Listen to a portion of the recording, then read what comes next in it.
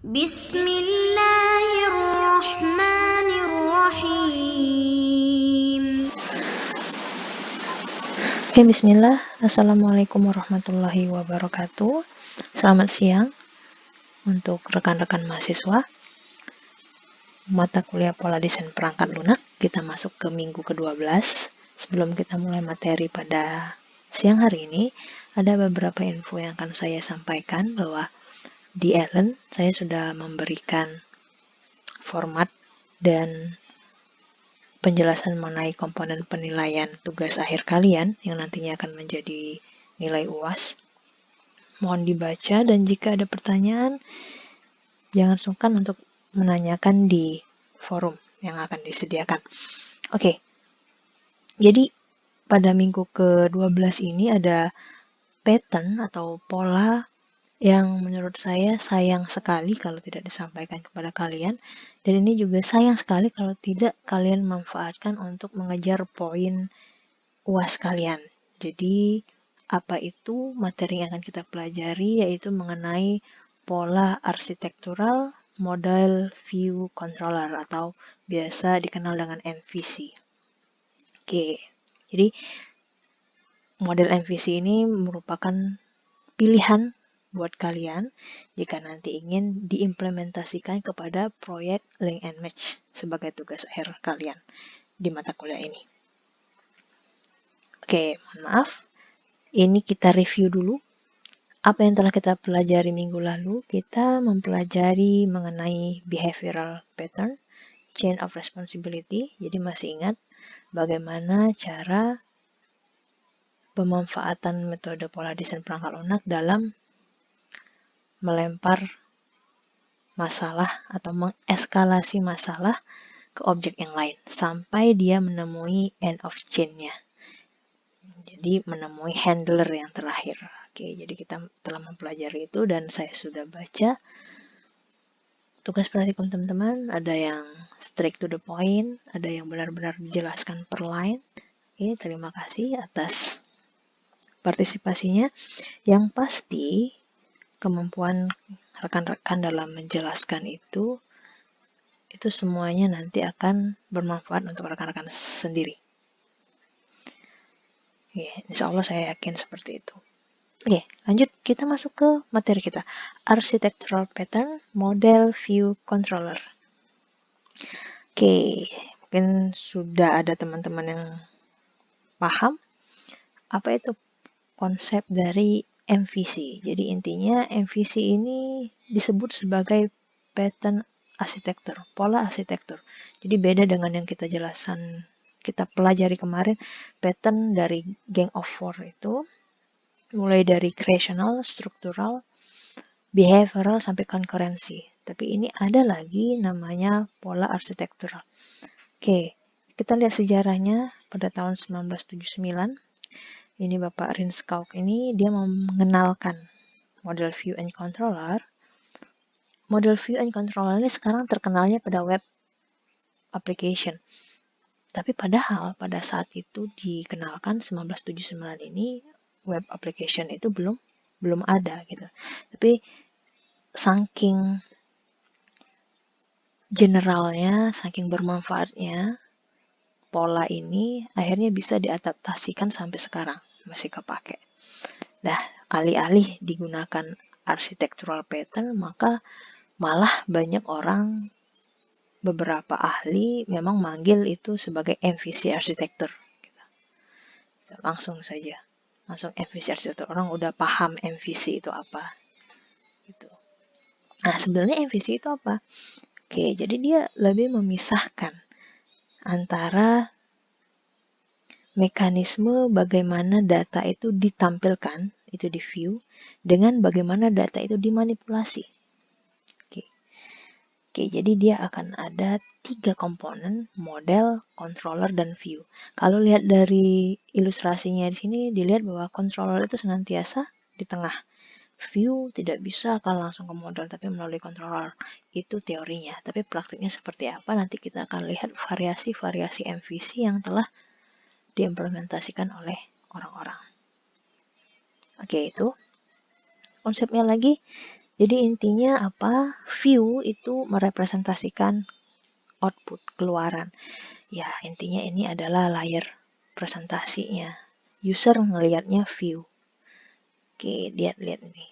Diberikan contoh berupa benar-benar teknologinya apa, bisa .NET application, HTML, CSS, dan lain sebagainya. Itu view. Apa yang bisa dilihat oleh user itu adalah model, komponen view. Kemudian ada lagi komponen model. Model ini ibaratnya brain of your application. Jadi manipulasinya di sini nih.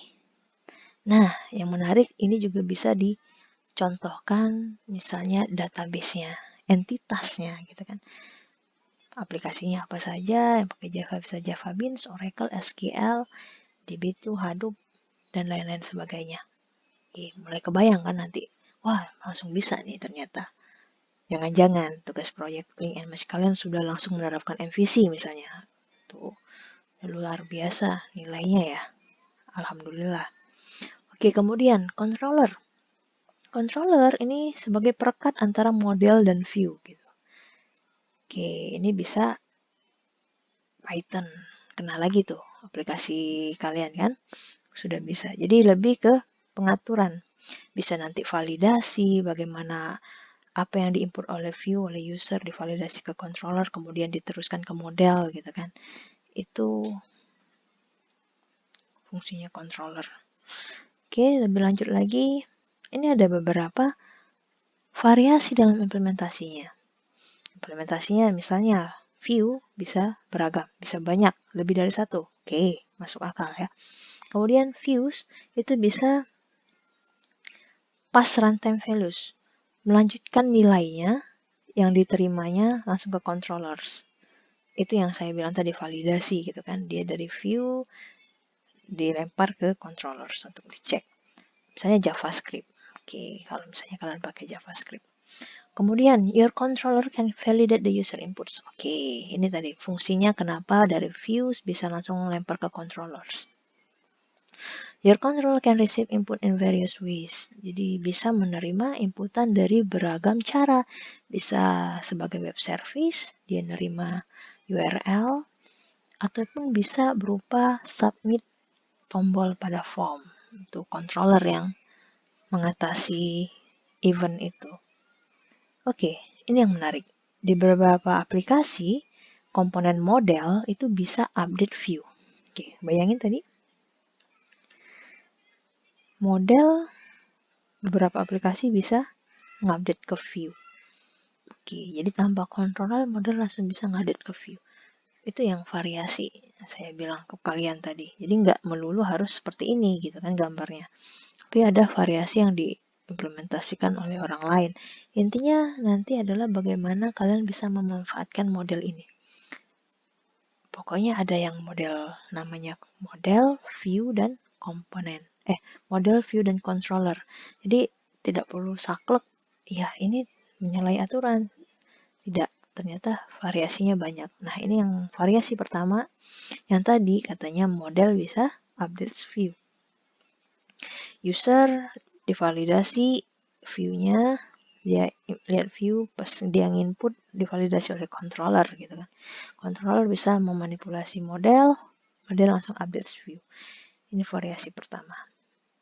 Oke, kemudian variasi kedua kita lihat ini yang awal banget yang tadi kita jelasin bahwa controller itu perekat antara view dan model.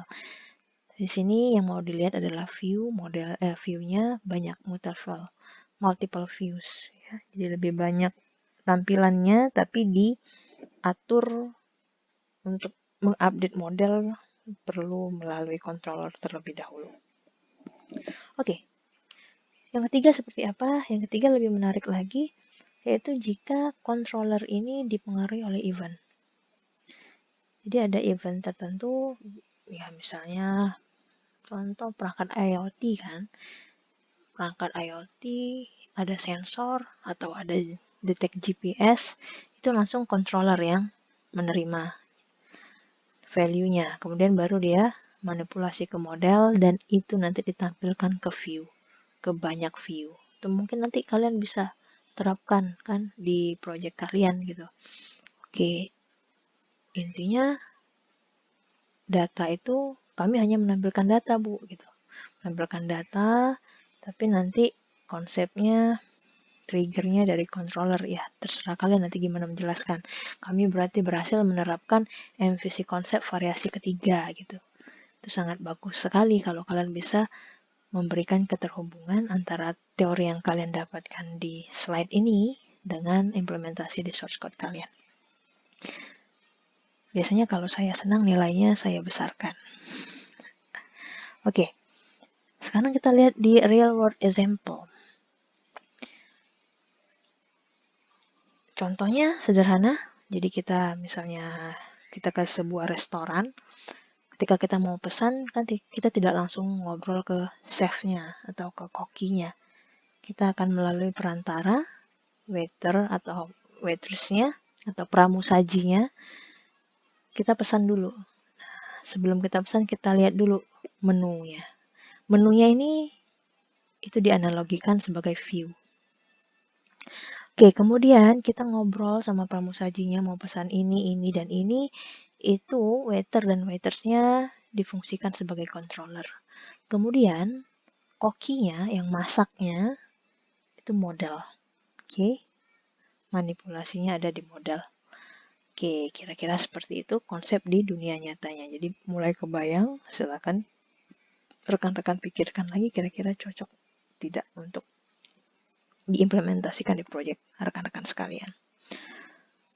Oke, ini contoh komputer example. Oke, saya ingat ya di awal perkuliahan kita sudah ada yang bertanya, Ihsan kalau nggak salah bertanya ya, kalau MVC itu konsepnya pola desain juga bukan? Ya, udah terjawab ya Ihsan ya. Ternyata memang itu salah satu konsep software design pattern juga. Dan ini contohnya pada project ASP.NET.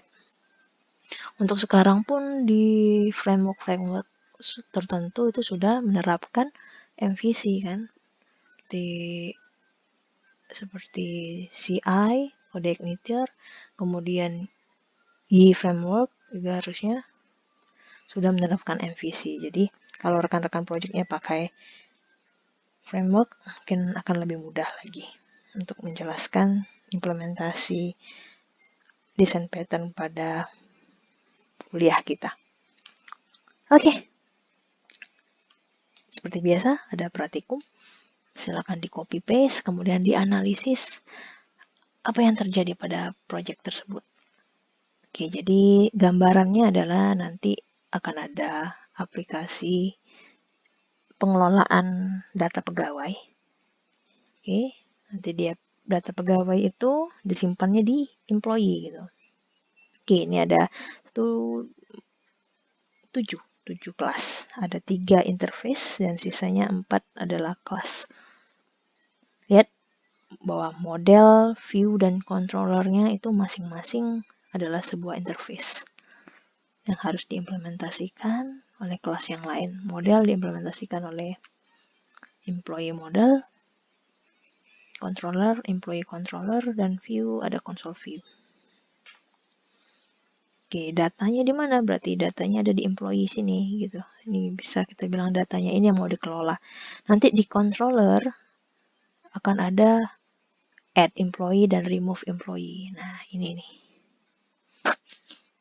Gimana caranya dia bisa ngapus, bisa tambah employee, bagaimana pengecekannya ada di mana, silakan rekan-rekan pelajari di source code yang telah saya sediakan di tugas praktikum. Oke, ini kira-kira nanti kelasnya seperti ini. Nanti akan ada 4 package.